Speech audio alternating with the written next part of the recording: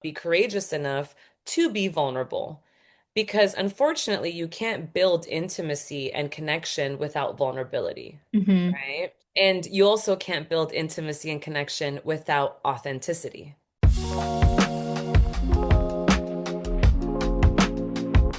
Welcome to the Owning Your Sexual Self podcast. I'm your host, Rachel Main, sex and relationship coach and therapist, and I'm so honored to have you here. This podcast was created as a space for honest, nuanced, shame free conversations about sex, intimacy, desire, relationships, and what it really means to feel at home in your body. Whether we're talking about pleasure, boundaries, communication, healing, or the messy middle of long term relationships, this is a place where you don't have to have it all figured out in order to belong. As I enter into my 6th year of podcasting, I feel more committed than ever to helping you soften the pressure, trust your body, and build a relationship with your sexuality that feels grounded, empowered, and true to you. So take a breath, let yourself arrive, and know that wherever you're starting from is more than enough. Now, let's get into today's episode. Hello, hello. Welcome back to Owning Your Sexual Self. Today, we are talking about something that sits right at the heart of intimacy, desire, and connection, and it's authenticity. If you're watching this, you probably see, like, wow, did she even get ready for this podcast? And, I was like, what? I'm recording about authenticity. I thought about going and getting ready and washing my face and changing my sweater and whatever. But I was like, what? In true form of authenticity, I'm just going to show up as me today, as I usually do on this podcast. Sometimes I have this effect when guests come on and they look all like dressed up and like done to the nines. I'm like, damn, I could have maybe thrown on some lipstick today, or I could have maybe, put some makeup on. But this is how we roll. Authentic, baby. So you get me post gym, post spray tan. Got a pimple that I've been trying to get rid of on my forehead, right? Looks like a freaking third eye there. But here we are. And so many people think the biggest barrier to intimacy is communication skills or compatibility, there is some truth to that. You've heard me talk about that on the podcast. But when I see again and again in my work, there is the underlying fear, which is the real barrier. Um, Again, that is fear, right? Like that real underlying barrier is fear. So, fear of being rejected, the fear of being too much, the fear of being not enough. I was just talking about this with a couple clients this morning. And when fear is present, we start performing safer versions of ourselves. And all over time, that performance slowly erodes closeness and trust and even desire. So today, I have a guest on with me, Jocelyn Silva, and we're going to talk about what it really looks like to practice relentless authenticity in relationships. So let's get into this. All right. Hi, Jocelyn. Thank you so much for coming onto the show today. So excited to have you here. Hello, me too. I'm excited to be here. Thank you. Yes, all the way from Mexico, much warmer than I'm sure it is here in Michigan today. So, It's pretty warm. It's been windy, but it is warm. It's like yes, hot wind. yes. One of the women that I work with also lives in Mexico, and we have Zoom meetings multiple times a week, and she always wears the tube tops too. And same as you did today, she's always like, "I swear I'm not naked," and it's like we work with in sex, like it's okay if you're naked. We actually don't mind. I know, right? I should have just showed up naked then. Oh, that's so funny. Yeah, I will have to, when we pop off, maybe I'll see like where you are in location and maybe you guys could link up and become friends. Like I would love to be a little Cupid for you And because we can wear tube she's tops amazing. together. Oh yeah, Exactly. I'd love Exactly. that. I'm down. Yeah. So tell us, yeah, like how'd you get into this journey? Like how did you grow up thinking like, oh, I'm gonna talk about sex when I grow up and then yeah, like learn, okay, I want to do like empowerment and authenticity. No, absolutely not. They're quite the opposite. Actually, yeah, I grew up in like heavy purity culture. I went to Catholic school, kinder to 12th grade. So I actually wanted to be a nun when I was 16. Like I legit Wow, was plot like twist. yeah, plot twist. I know. It was, yeah, I was very, very involved in my parish. Like, I came out in the Stations of the Cross. I was a lector. I was an altar server. In high school, I stopped hanging out with my friends and I would eat lunch in the chapel at my school because I was so scared of sinning, Mm. because I was afraid of going to hell. So yeah, talk about a plot twist. This was not something I always wanted to do, but I've always been just like a horny person. Like growing Mhm. up, I remember just always being like a really sexually curious child, right? And a sexually curious adolescent. And I remember actually my first boyfriend, I met him on MySpace. He wanted to be a priest. So weird. He wanted to be a priest, I wanted to be a nun. And obviously we were dating. And when you're 16, you're like exploring each other's bodies. And we used to be like, okay, we're gonna give each other head, but before we do, we need to like make sure that we go to confession this week. We need to pray 3 rosaries this week together. We need to give a sacrifice. So one day of this week, we're not going to speak to each other. And then, like, we should be good to go. Like, okay, deal. And then we'd like do sexy stuff. And it got to a point where, like, the priest at my school was like, you don't need to come once a week. You're fine with coming once a year. And I was like, no, Father, you don't understand. Like, I'm doing really bad things. I'm going to go to hell. So talk about the shame. Like the shame was deeply ingrained in me. So it wasn't until I was 18 when I left the Catholic Church, I started college and I started dating this guy. I had like penetrative sex for the first time. The skies parted, the angels sang, and I was like, who the hell said something's wrong with sex? This is amazing. And that's what just catapulted me into the journey of like figuring out like, oh my God, like how come I have been lied to my whole life and made to feel terrible about something that's so amazing? Mhm. And, that's when I just started learning all I could about sexuality and started becoming super passionate about helping people embrace their own sexual expression as well. Mm-hmm. Yeah. Gosh, yeah, like just speaking like the liberation that it sounds like that you felt in that experience. Like, yeah, freeing and starting then to like question the narratives that you were taught and raised with. It's like this doesn't yeah, this doesn't make sense. And like and as I find as we get older, especially people with a religious background like purity culture, it's like when you start to make that shift of questioning things it's like very fascinating. It's like you're battling with that shame of like, am I bad? Is this wrong? Like, what's going to happen to me? But then also, it's like it feels that like that empowerment that like, okay, I'm gonna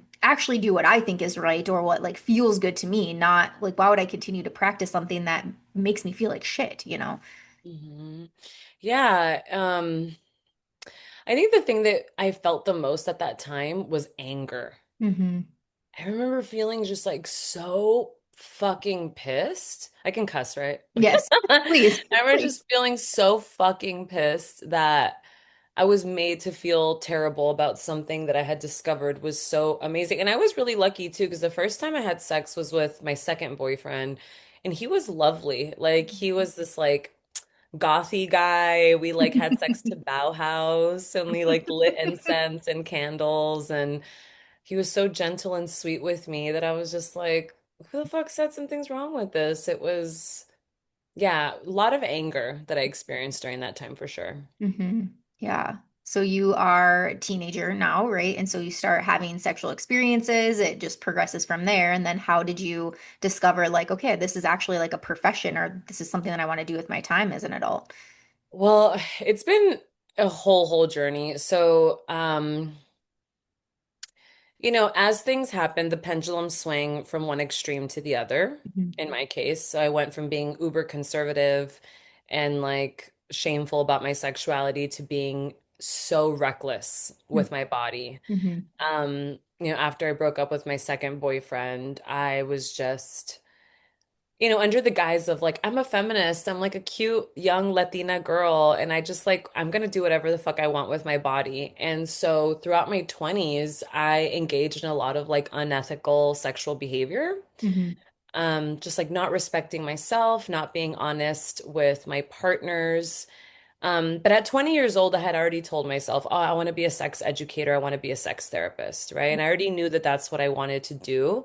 But to be honest, it didn't fully get solidified for me, at least for me, like the feeling of I can actually help people until my fucked up behavior landed me in a program for sex and love addiction Mhm. Mhm. at like 28. Mhm. And that's when I was like, okay, like some changes need to be made because clearly how I'm living my life right now is not sustainable. It's not kind to others and it's really hurting people. And that's when I really realized like, okay, like I had already known that I wanted to be a sex therapist, But I feel like after going through that experience, it almost made me feel like this level up of like, I have been where my clients are. I've Mhm. experienced the shame. I know what it feels like to be a cheater. I know what it feels like to seek validation in another person and to lack spirit and to like go through a spiritual breakdown Mhm. where there's nothing that I believed in because I left the church and I became an atheist. So I had no moral compass, Mhm. right? And then trying to find that validation and love through my sexuality. So I think throughout that journey, after that, that's when I was like, okay, how can I help people get to a place where they're honest with themselves, where they can embrace their sexualities, heal their shame, and how can I turn this into an actual profession? So, Mhm. like I said, I've already been on that path, but I think that for me was the moment where I was like, I can do this, Mhm. and I can do this with my own testimony of what's happened to me and, all the mistakes that I've made in my life. Mhm. Yeah. And then that sounds like that's like really what led you into our conversation today around authenticity and I like that you like pointed out the um do I yeah like boundaries essentially to have with self and being able to notice really again like one extreme to the other being able to notice where that unhealthy like not so good like feeling and actions were coming from and just the courage and the vulnerability that it takes to then choose something else right and like go against like the way that you've been doing things so that's yeah thank you so much for sharing your story it's like very admirable. Yeah, thanks. Unfortunately, I had like the change came about some really, really shitty things that had happened, Hmm. right? Like I got married, I got caught cheating. Um, I went through like a suicidal phase because I just thought like who the fuck would love me? I'm a monster, I'm a piece of shit, like I'm a terrible person.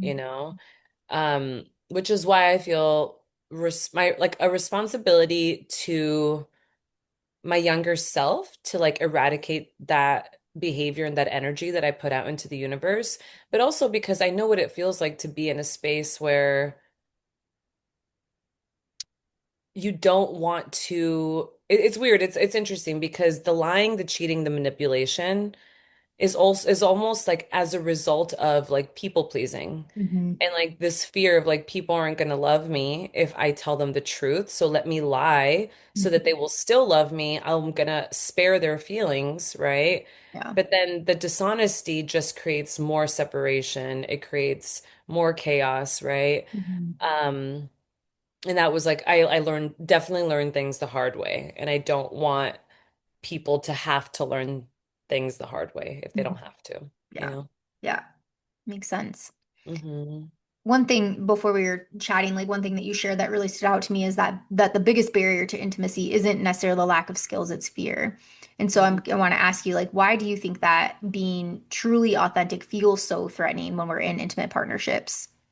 Yeah, so I have gone on such a deep dive on this because I remember, when I was in Sex and Love Addicts Anonymous, just feeling like, how the fuck did I get here? Like, I came from a good family. My parents are still together. Like, my parents rock. I love my parents. I have great brothers. Like, I went to Catholic school. Like, I don't understand where things went south. And I think that Gabor Mate, he's a clinician that studies addiction, really laid it out in a way that I understood it the best. And I definitely feel like this was my experience. So, and I think this is a phenomenon that happens with like probably the vast majority of us.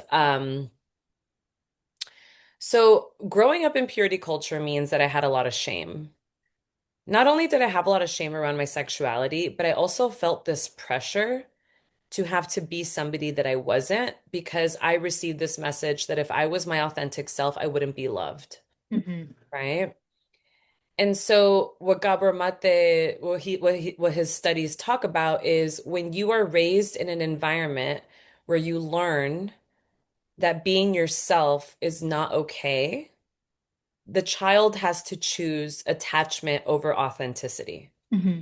right? So we forego authenticity for the sake of attachment. Hmm. And I definitely feel like in my case, and I know in like many other people's case, that's what happens is you Yeah. choose between, am I going to keep this attachment alive Hmm. or do I run the risk of losing it? but then I get to be myself. Mm. And so when you're raised in that environment, it's really hard because the child needs the parents to survive. So of course they're going to choose attachment, Hmm. right? Hmm. They're not going to choose the authentic route. So then as adults, it's our responsibility to really learn like, okay, how do I become an authentic person and use my authenticity as a filter Hmm. for the people that will appreciate my authenticity versus foregoing my authenticity so that I can keep connections alive, even though those connections feel chaotic or out of alignment with my truest self. Hmm. Hmm. Yeah, I've never heard it broken down that way. Thank you so much. Like that makes so much sense. I think it's right. Yeah, if you think of like our younger selves, like all we wanted was to be loved and to be liked and to be accepted. And so when we learn those cues of what other people like, right, for me, it was like getting good grades, playing sports. Like when I learned that, oh, like I get a lot of accolades and attention when I do these things, I'm going to keep doing these things, right? Lo and behold, high functioning anxious person in my adulthood that I've been able to work through and grow through. But um, yeah, I think that that makes again so much sense. And I just finished up Brene Brown's book, Gifts of Imperfection, and she talks a lot about this in the book about like how important it is to choose our authentic selves and those people that aren't. It's like get on the train or fuck off, right? Like I can't think of the figure of speech right now. Like bus is That's a perfect leaving. one. Get on the Yeah. train or fuck off. Or I Yeah. always say crap or get off the pot. Like I'm not Yeah, it's not like, dealing with this are shit. you with me or are you not? And if you're not, like, okay, it was nice. Like this relationship has met its course. Like it was nice to know you, and I wish you the best. It doesn't. This would be a whole separate podcast, probably on like friendship breakups and all of that. But yeah, I think that we hit a point in our adulthood where it's like no fucks given anymore, and we get to make this shift and choose. Yeah, choose us instead of like needing to be chosen by others. I want to take a quick moment to share something simple that can help support your overall health and your sexual health too. You may have heard me say previously hydrate, meditate, and masturbate. And today we are talking about the first one of those three, hydration. Hydration is one of the most overlooked foundations of how our bodies function. When we are even mildly dehydrated, it can affect our mood, our energy, circulation, and how connected we feel to our bodies. All of that matters when it comes to desire, arousal, comfort, and pleasure. Hydration supports blood flow, tissue health, and natural lubrication, which plays a huge role in how responsive and comfortable your body feels during intimacy. Instant hydration is more than just water. It's backed by science and designed to actually help your body absorb and retain hydration. The formula is packed with electrolytes that support optimal absorption so that your body takes in water faster and stays hydrated longer. It also uses a balanced blend of natural ingredients free from artificial additives to support your body's daily hydration needs. And it's great for faster recovery after workouts or simply just staying energized throughout the day. I personally love how easy these packets make hydration, especially on my busy work days or during travel, or just on those days where my energy is feeling low. And if you're curious, my favorite flavors are raspberry, cherry limeade, and mango pineapple. So if you're looking for a simple way to support your energy, your body, and your sexual well-being, this could be a great place to start.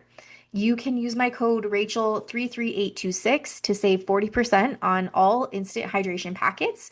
That's Rachel33826 for 40% off, and we will make sure to link this in the show notes for you. Supporting your sexual health does not always start in the bedroom, everyone. Sometimes it just starts with some simple hydration. And you know what I find? Like in the closest friends that I have are usually, the closest friends that I have are people that are really great with boundaries. Hmm. And I noticed that since going on this journey, I actually feel like I can trust and respect people that have boundaries way more than people that don't, Hmm. right? When someone says like, "Hey Jocelyn, actually, I can't hang out with you tonight because I just want to be alone by myself and I'm not really in the mood to connect."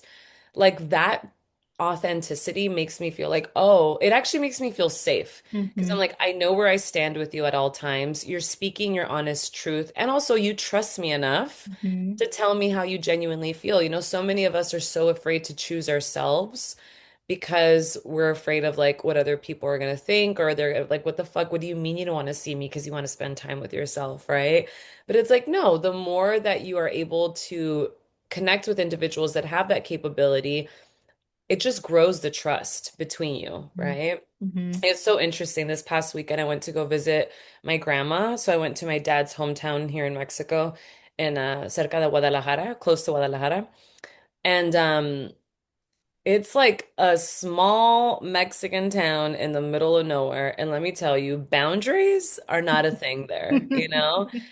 And it was so interesting to be there and just to be surrounded, by family and friends that just like don't give a fuck about what you want. Mm-hmm. Like they would ask me something 5 times and I kept having to say no. Mm-hmm. Like, and it's funny, and it's you can tell that they would get annoyed that I kept saying no, right? Mm-hmm. And I'm just like, I fucking said no. Yeah.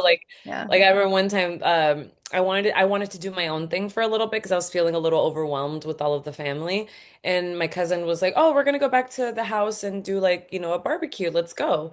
And I said, "No, I'm gonna like take a few minutes to myself down here." She goes, literally badgered me. "No, no, come on, no, no, you don't have to do that. We're gonna go to the house." I was like, "No, I'm gonna be," and then I said, "No, I'll see you in an hour. I'm gonna stay here." And Yeah. she's like, "Okay, fine." You know what I mean? But Oh my it was like, gosh. oh my God. And of course, we don't want to disappoint others. And I think that's the other part of this, right? It's like Mm-hmm. learning how to express boundaries and then learning how to sit in the discomfort of someone's disappointment of Mm-hmm. you. Ugh. It's Yeah, so or how to, yeah, just even you were just describing that scenario, I was like, oh, I feel uncomfortable. Like, yeah, yeah. I'm just like, I know, I but know. it's so good. It's so good. Yeah, in CBT therapy, they call it distress tolerance. Mm-hmm. Mm-hmm. Like how much distress can you tolerate, Yeah. right? So, Yeah. yeah. Yeah. Ugh. Ugh, I know. Why and so yeah, like this so this fear of rejection, this fear of disappointment, why like how does this show up then in relationships, like in specifically with love and sex? Oh man, oh my God. It's shows up everywhere, right? Because well, here's the thing, right? It's a lot of things to consider. So one, the nature of a basic human need is attachment. Hmm. Another basic human need is authenticity, Hmm. right? So that's important to acknowledge that there's two basic human needs, attachment and authenticity.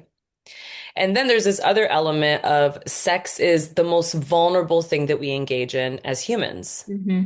I mean, your ass is in the air, your body is in the most compromising positions, right? Oxytocin is flying everywhere, so you build attachment through sexual connection, right? Hmm. Um, it's vulnerable as hell. Hmm. And it's funny because obviously Brene Brown has her definition of vulnerability, but if you look up vulnerability in like a basic dictionary, you know what it says? Mm-mm. It says to be susceptible to attack. Oh, yeah. Yeah. Yeah, right. Good I to know when I saw, I was know. like, Yeah. oh, like no wonder we hate vulnerability because it's like, Yeah. oh shit, like if I'm vulnerable with you, you can actually hurt me, Yeah. right? Mm. So navigating all of this, it's like, okay, how do I how can I be authentic? Trust that if I'm rejected, I will be okay no matter what, even if it hurts, Mm-hmm. right? And then be courageous enough, which is what Brene Brown Hmm. talks about, be courageous enough to be vulnerable. Because unfortunately, you can't build intimacy and connection without vulnerability, Hmm. right? Yeah. And you also can't build intimacy and connection without authenticity. Yeah. So whenever you don't have this understanding and you allow for like the anxiety to take over of the attachment, right? Or like the fear of rejection, that's when people just don't tell the truth or hide their truest desires or don't express their boundaries because they're so scared that if they do, their partners are going to judge them or they're going to reject them or, and worst case scenario, leave them. Hmm. right? So how does this show up in relationships? It shows up all the time. Hmm. And really breaking this pattern is not just like, okay, every time you have sex, be honest. It's about learning how to be honest in every moment of every day, right? When I got into Sex and Love Addicts Anonymous, one of the things that my sponsor had me do, which fucked me up in the best way, is she like, I'm giving you a challenge. I don't like, you can't lie for the next 7 days. Mm. And I remember the first time I did it, I was so scared. And then I realized how much I lie, Mm. one, Hmm. right? And two, how much beauty there is in just speaking the truth and how much less anxious we can be if we're just honest. Mm. Because even though there's all these fears that come up in my experience and in a lot of the experiences of my clients, whenever we're lying to others to keep the peace, right? It feels good in the moment, but then it's always going to be followed by chaos inside, right? But if we're able to be honest, it might feel really uncomfortable in the beginning, but then it's always followed by inner peace, Hmm. you know? So it's a journey. It's a journey that we all get to go on. Yeah. And it's probably, in my opinion, just like the most liberating journey that we can go on is Hmm. understanding, being authentic, being honest, and trusting that we will connect with people through that authenticity and that honesty. Hmm. Yeah. And yeah, so you work a lot with clients in this. And when you're sitting here, I'm like, I wish I could just have like Brene Brown or you in my pocket all the time. And it's like when these moments arise in life, you could be like, Rachel, here's the opportunity. Like choose authenticity. But that we can't have that. So I'm curious for people that are listening, like how can somebody tell when they're being that honest, true version of them, or when they're maybe, yeah, like hiding themselves, dimming their light, playing small? Do you have any, yeah, any indicators of that? So I need to make this so abundantly clear because I'm 35 years old and I feel like it's just now finally being integrated in my Mm. brain. Like, oh, okay. This isn't just like something you do once and then you stop. Yeah. In order to create transformation in your life, it is vital, required, essential that you practice this on a moment to moment basis. Hmm. Moment to moment, minute by minute, hour by hour, day by day, right? So it's just being conscious of yourself. And honestly, what I would suggest is for people to start with a 7 day no lying challenge, Yeah. Yeah. because that's going to up your awareness. For those When 7 days, when you said that, I was like, man, like, so when I'm actually irritated by something, and my husband was like, what's going on? Like, how was your day? And I was like, it was fine. It's like, no, I actually just got off a really shitty client call or like whatever happened, you know? And I mean, that's technically a lie. hmm It's And interesting. then get this, you have 24 hours to be able to, what is it called? Like, correct it, To basically. correct the Yeah. lie. Yeah. So if you did say fine, then you have 24 hours to be like, hey, when you asked me and I said fine, Hmm. actually I wasn't fine. This is what I Hmm. actually felt, right? Hmm. So I would say that's a really beautiful place to start. Give Yeah. yourself a 7 day no lying challenge and just start to become aware of how many times you lie to keep the peace because you're afraid of rejection, whatever it may be. Hmm. And I think that's already going to up the awareness. Now, I'm going to tell you what's been working for me and what I do with my clients. I recently just did a literally one, and this one session already blew my mind. I already signed up for a whole coaching package because I'm excited. But internal family systems therapy, parts work therapy. Holy shit. Oh my God, where Hmm. the fuck have I been? Hmm.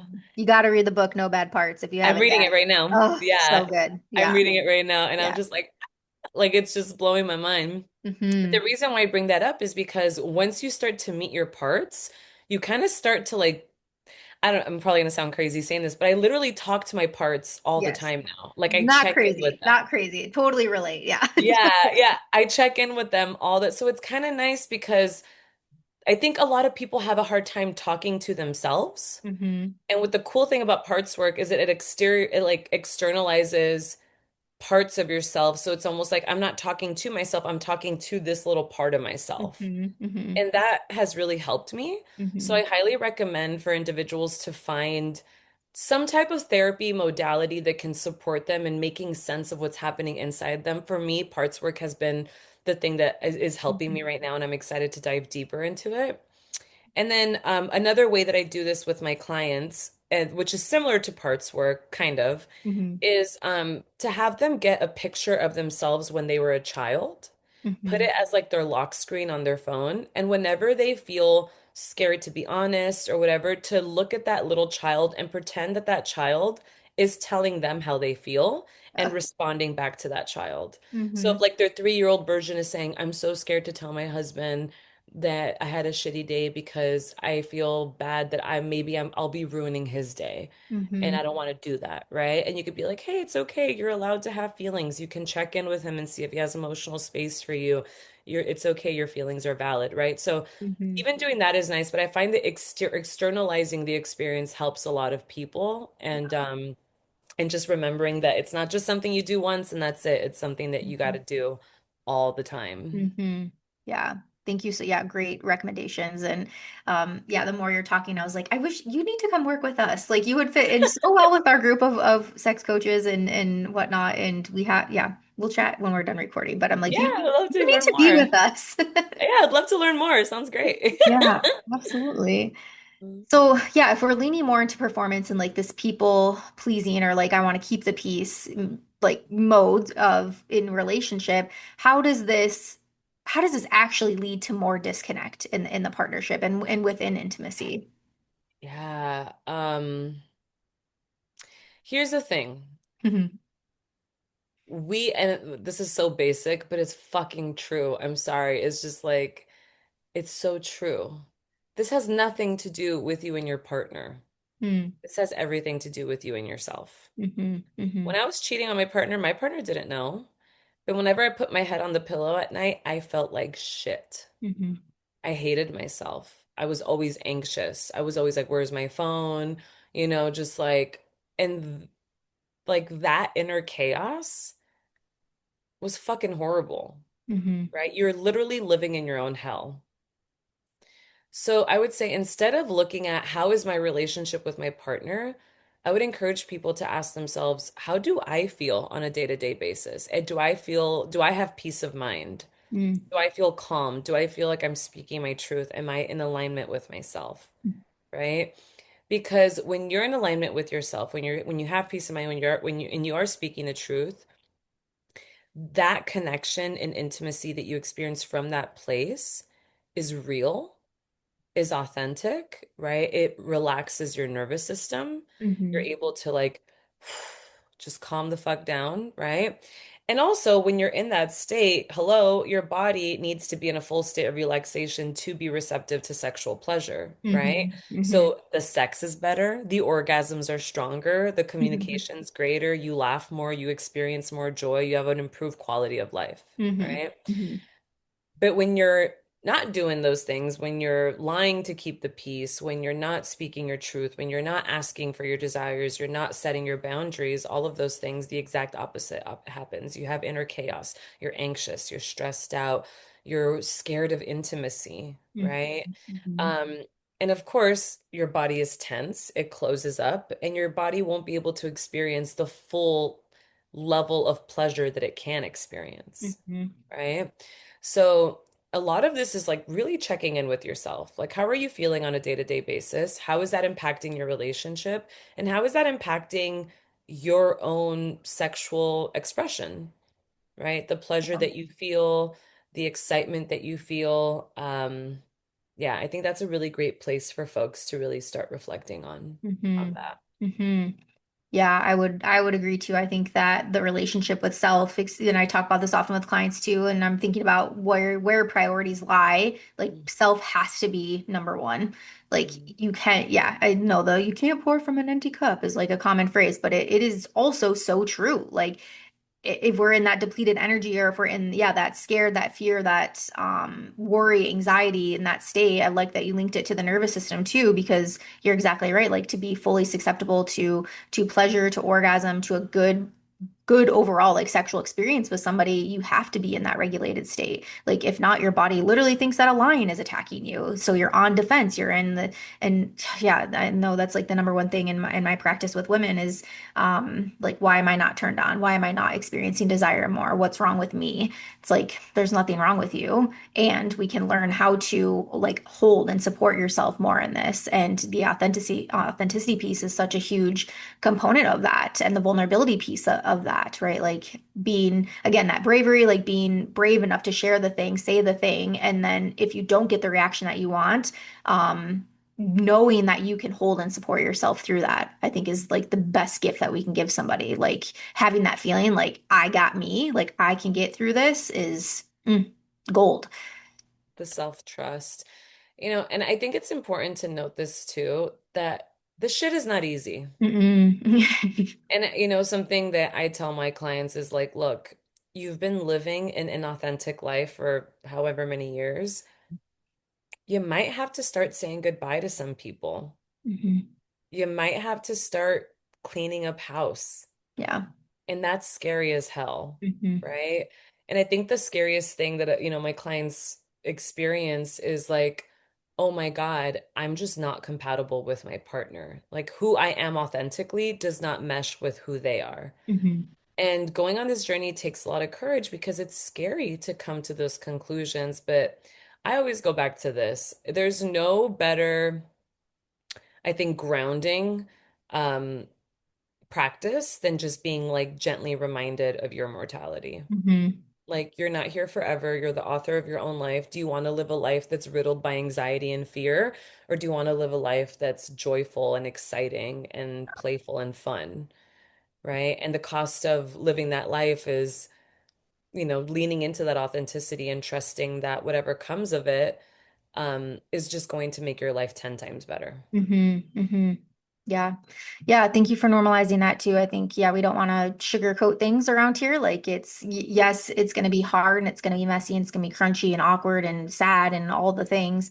And what you unlock on the other side of that is so much better than what you're probably experiencing right now in your relationships. I like my husband and I this last year and a half have been also going through it like deep in the healing work and we've been together for 13 years. Like, and we're just, not that we're just now doing it, but like, we've decided just now, like, let's do this shit. Like, let's like really get intentional and more present and more authentic, really, in our relationship. And fuck yeah, there's been some moments of like, okay, like what do whoa, didn't expect that to come through, you know? But yeah, just to be in that, and not to say again, like you don't have to do this with your partner. But that's yeah, I think if you're doing the self work too, and then like to bring in, you know. I also want to say for individuals that are dating, Hmm. because I'm right now, I'm telling you, parts work has fucked me up in the best way because I'm like, oh shit, I do want a life partner. Right? Um, and you know what? That also means when you're dating, learning how to be like, this is what I want. Are we on the same page? Hmm. And if we're not, okay, bye. Hmm. Hmm. And I just had to do that. And girl, let me tell you, I did not want to say goodbye to this man, but I was like, I just knew that if I spent more time with him, it would not be good for me. So Hmm. navigating also dating while being authentic and being true to yourself and risking losing someone that you really, really like Hmm. is part of it too. Or love potentially, or Or have, yeah, love. over a decade experience with and partnership with. So, yeah, Yeah. I really like Danny Morell's work. I don't know if you follow him at all. He does the No. Awaken retreats, and he yeah, he talks a lot about this of when we're in partnership, same, very similar to you, and like the true authenticity and how breakups are, you know, actually can be such a beautiful gift that we give to ourselves and give to our partners when we are able to say, yeah, this isn't in full alignment with me, and that's okay. This again, it doesn't have to be that bad blood or yeah, like hate towards each other. It could be a conscious uncoupling, right? Is the new buzzword I feel like are these days. Um, but yeah, highly recommend his stuff too. I'll be getting to one of his weekend events here soon. He's great. Okay. Yeah, I just wrote it down. Danny Morel, Awaken Hmm. Hmm. Retreats. I'll Hmm. check it out. Yeah. Yeah. Ugh, this has been so great. Yeah, it's been really great to chat with you and get to know you and just yeah, discuss this authenticity. Yeah, I feel like very like fired up over here. Like Woo!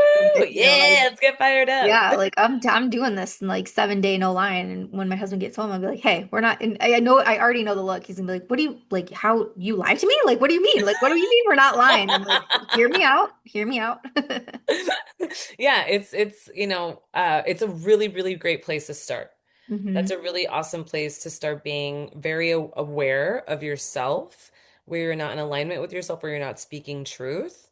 And so, yeah, I encourage everyone to start that today. And if you do it, please DM me on Instagram and tell me how it's going so I can cheer Hmm. you on. I would love to Hmm. support people through that. Yeah. Yeah, and I think you would agree, but extending this we're not just saying this in terms of partnership. Like for No, me, in I general. yeah, in general, I know I'm like thinking like if he takes this on with me, like his how this is going to affect his work and just some shit that he's been battling and navigating with his work right now. And thankfully again, the group of women that I work with, like we practice this on the daily of like tell me how you really feel, like tell me what's really going on and we're going to hold and love and support you through that no matter what it is. So I feel, yeah, I constantly just like feeling so grateful for that container and that space. That's amazing. Yeah, we all need that community for Mhm. sure. I'm very grateful that I have amazing friends that I can be very honest with, and they Mhm. will always be honest with me too. Yeah. And that's, yeah, we could probably go on another tangent with that, just the importance of community, as you said, like those are your closest friends. And I would say same, it's the friends that like we've really gone through something together. We've navigated something together that was painful, hurtful, sad, frustrating, right? Like, um, yeah, those are my people. Those are the ones that I keep going back to, and keep showing up for. Yeah. Oh, that's beautiful. Hmm. I love that. Well, thank you. Yeah, so you work with people, you do this type of work. How can people find you, get in contact with you? Like what's the best way? Of course. So my website is www.jocelynsilva.com, JOCELYNSILVA. And then my Instagram is at I am Jocelyn Silva. So I have digital courses that support individuals. Right now, I'm actually working on a mini course that helps women communicate their desires. Mhm. So I'm really excited for this one. It should be coming out in the next couple of weeks. But I Mhm. also do one-on-one coaching with all genders and couples. So you can go on my website, schedule a connection call with me, and I offer 6 and 12 week packages, but you can always extend from there. The longest standing client, I think I've worked with them for almost 4 years. So Mhm. you don't have to stop, but I always like to, it's good to start with a small container and then take it from there. So yeah, but that's the best way to contact me. Yeah, beautiful. Thank you so much again, Jocelyn, for coming on today. This was a great conversation. Thank you. It's been great. I've had so much fun. Thank you.